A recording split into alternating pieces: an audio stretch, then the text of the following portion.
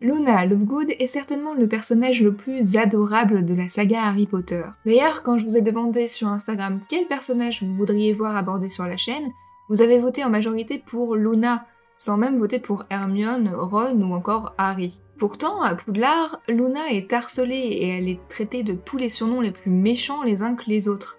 Elle est détestée. Alors, comment un personnage secondaire aussi apprécié des fans de la saga peut être aussi détesté par ses congénères sorciers? Hello les sorciers, c'est Lan Fei, et après avoir analysé Hermione Granger, c'est au tour du personnage qualifié comme l'anti-Hermione par son auteur d'être analysé. Aujourd'hui, on parle de Luna Lovegood.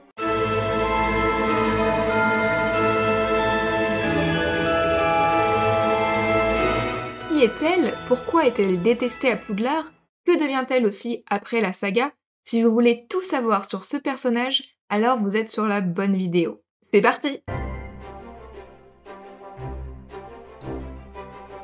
Tout d'abord, avant d'attaquer les raisons de son harcèlement à Poudlard, qui est-elle? Nous n'en savons que très peu sur son personnage. Née de 2 parents sorciers, son père, Xenophilius Lovegood, est le rédacteur en chef du Chicaneur, une revue de presse indépendante du monde magique. Sa mère, Pandora, est une sorcière qui aime beaucoup faire des expériences et décède suite à un sortilège qui a mal tourné alors que Luna n'a que 9 ans. Cette information est très importante pour comprendre la philosophie de vie de Luna et sa psychologie, car voir sa mère mourir devant ses yeux ne lui a pas accordé que le pouvoir de voir les sombrales, mais également une très grande sagesse alors qu'elle n'était qu'une enfant. Luna fait alors sa rentrée à Poudlard en 1992, soit une année après Harry, et est envoyée sans grande surprise à Serre d'Aigle. Comme vous le savez sûrement déjà, Luna est assez loufoque, bizarre ou encore dans la lune. Elle a des vêtements particuliers, elle porte ses propres bijoux en forme de radis ou de bouchons de bière au beurre, et elle est souvent pieds nus car on lui vole ses chaussures. Luna est continuellement moquée à Poudlard pour être excentrique et libre à un très jeune âge et en pleine adolescence. Elle est aussi très tête en l'air. D'ailleurs, elle est même surnommée Loony en anglais, qui signifie « dans la lune » en français, car elle semble toujours être dans son propre monde. En français, cependant, on la surnomme Loufoka Lovegood. Dans les livres, il n'y a que Ginny Weasley qui ose prendre sa défense et même lui adresser la parole. Car oui, même ses collègues Serre d'Aigle ou encore Hermione Granger participent à son harcèlement. Je vous présente Loufoka Love. Luna Lovegood. Mais le fait qu'Hermione n'apprécie guère Luna n'est pas une très grande surprise quand on sait que J.K. Rowling elle-même qualifie Luna comme l'anti-Hermione. Comment ça, l'opposé d'Hermione n'est pas quelqu'un comme Bellatrix? Eh bien, selon J.K. Rowling, non. C'est bel et bien Luna qu'elle qualifierait comme l'anti-Hermione. Mais laissez-moi vous expliquer. Certains parmi vous savent sûrement déjà pourquoi. C'est assez logique en fait quand on compare les deux sorcières. Hermione est quelqu'un de très terre-à-terre, inflexible et très pragmatique. Pour croire en quelque chose, elle a besoin de preuves, de concret. Elle a un esprit très cartésien finalement. Alors que Luna, elle a un esprit capable de croire en des choses comme les ronflaques cornues, les nargoles, etc. Luna est quelqu'un de bien plus ouvert d'esprit qu'Hermione. C'est un électron libre. Alors ça veut pas dire qu'Hermione n'est pas capable de s'amuser ou qu'elle est fermée d'esprit. Seulement que Luna, elle est un peu plus féerique. Tu es aussi sain d'esprit que moi. Malheureusement, comme beaucoup de gens ayant subi un harcèlement scolaire, dont moi, Luna se retrouve souvent seule et facilement le bouc émissaire des autres élèves, justement parce qu'elle est seule. Elle ne cherche pas à avoir d'amis forcément, et c'est un véritable loup solitaire. Comme dans la vraie vie, Poudlard regorge de harcèlement à tout va, que ce soit Hermione quand elle est traitée de Miss Je sais tout par les autres élèves, ou même les professeurs, ou encore Luna.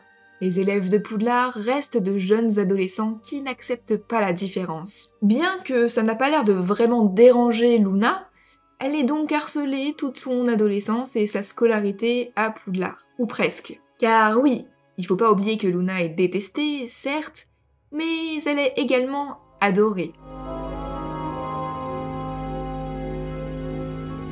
Alors, pour écrire cette partie, je vous ai demandé sur Instagram, donc je vous invite fortement à me rejoindre là-bas si vous voulez participer aux futures vidéos de la chaîne. Qu'est-ce que vous aimez chez Luna finalement? Pourquoi l'adorer autant? Vous êtes nombreux à la voir en tant que personnage préféré de la saga, et je comprends pourquoi, parce que moi aussi je l'aime énormément, même si, vous le savez, c'est Ron, mon personnage préféré, avec Tom Jedusor / Voldemort. Je rejoins donc totalement vos arguments, et pour moi ce n'est pas pour rien qu'elle fait partie du trio d'argent avec Ginny et Neville.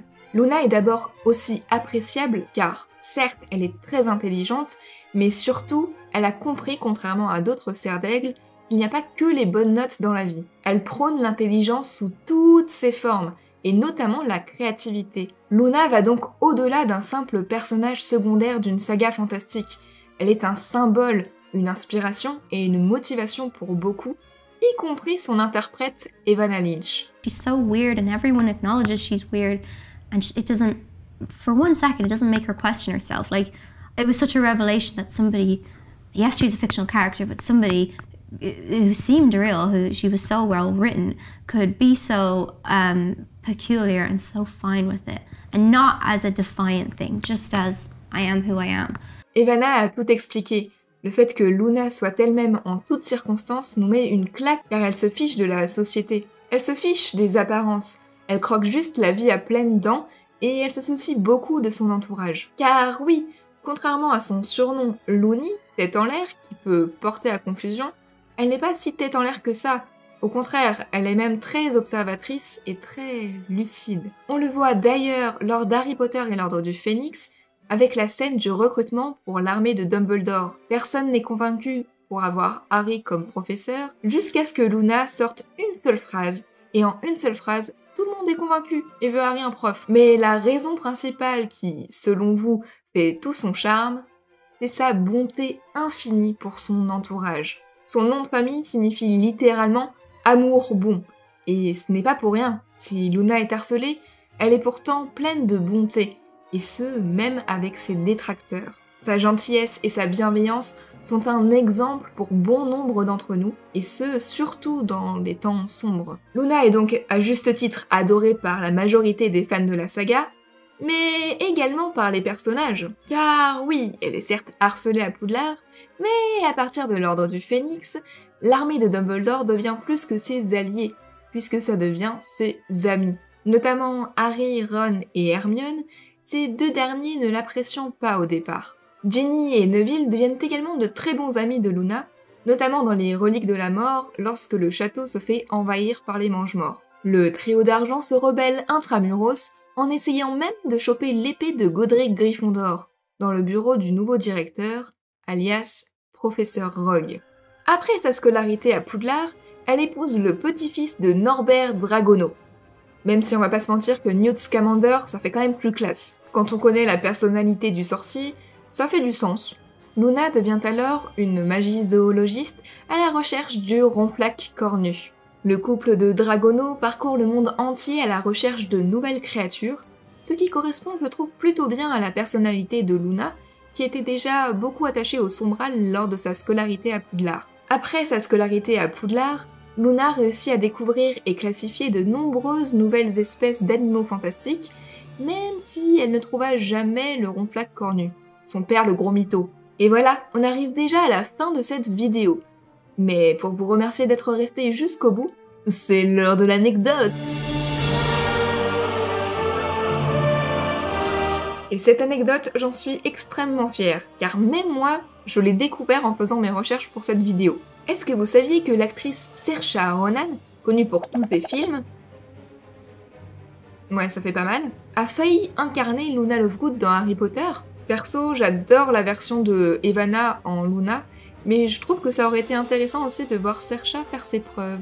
C'est d'ailleurs assez amusant quand on sait que Saoirse retrouve notre Hermione nationale dans le film Little Women. Vous auriez aimé, vous, la voir en Luna? N'hésitez pas à me le dire en commentaire, et n'hésitez pas également à voter, que ce soit ici ou sur mes réseaux sociaux, pour le prochain personnage que vous souhaitez voir analysé sur la chaîne. Harry, Drago ou encore McGonagall ou même Rogue, il y a du choix et celui ou celle qui reviendra le plus souvent sera choisi. Donc n'hésitez pas à faire parler votre voix dans les commentaires. Je rappelle que je suis également sur Twitch, où on parle régulièrement de jeux, de séries, de films. En ce moment, on fait d'ailleurs un let's play assez drôle sur le jeu Harry Potter à l'école des sorciers GameCube, donc qui date de 2001.